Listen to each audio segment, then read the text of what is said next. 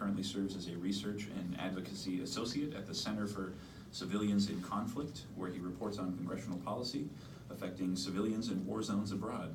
So now that you know a little bit about Ben, and I'm sure he'll tell you more, please join me in welcoming Ben to the stage.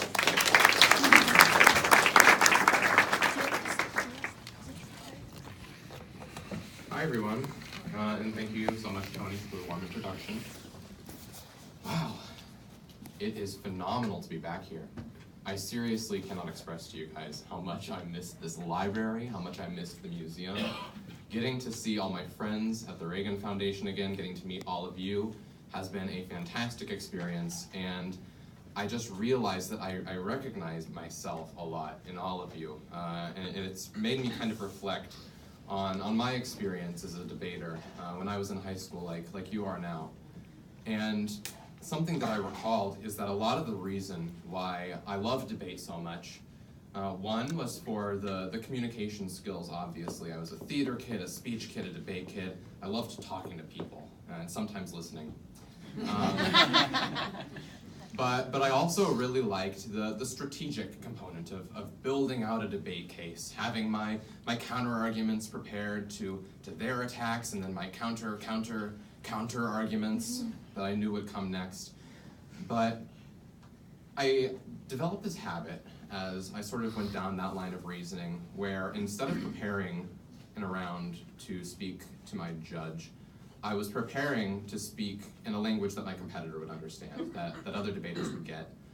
And I found myself using more jargon, talking faster, and my judges started giving me worse scores. And my coach, Jack Tuckness, who's here today and has a seriously amazing legacy at this tournament, he told me that the person in the room who decides if I go on to the next round is never going to be my competitor. And if it was them, I would never win a single round. It's the judge. And where I'm from in Southwest Missouri, our judges are members of the community. To the parents in the room, I have a quiz. Has your student ever, in preparation for a tournament, come to you and asked you to judge a couple of rounds at your school? Raise your hands if they have. Yeah, it's a shared experience. This is a bonding moment for us. My parents made that sacrifice 4 times. All 4 years I was in high school, my mom and my dad would go out on Saturday morning, and all day they would judge, and that would meet my whole judging quota. Thank you to them back in Springfield, Missouri. So judges like that were really what defined our community. And if you sort of spoke in a way they didn't understand, you would lose. And so I took Mr. Tuckness's advice in mind. I changed the way I was speaking. I kind of simplified my language. I took more time to explain my points, maybe to somebody who had never experienced the topic before, and I did better. So I went to better tournaments, and I got to go to nationals.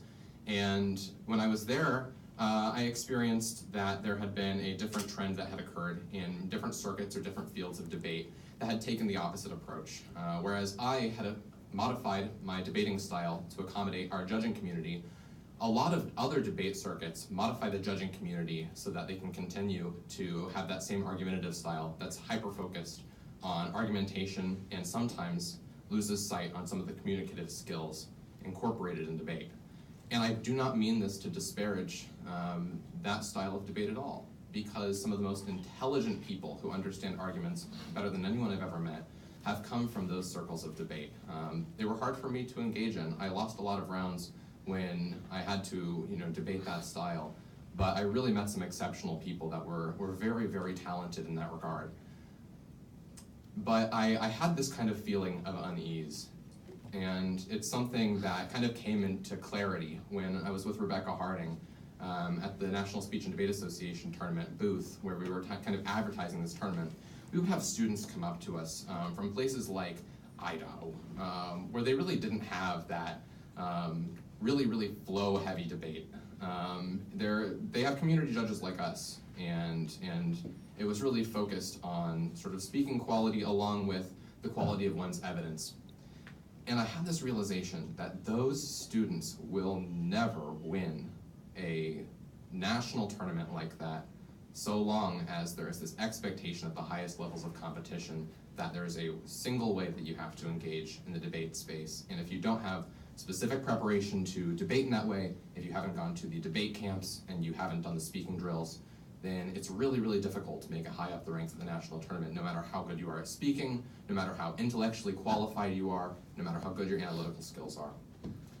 And second, in a lot of public schools like where I'm from, the debate community is supported by the general community, the school board, the parents.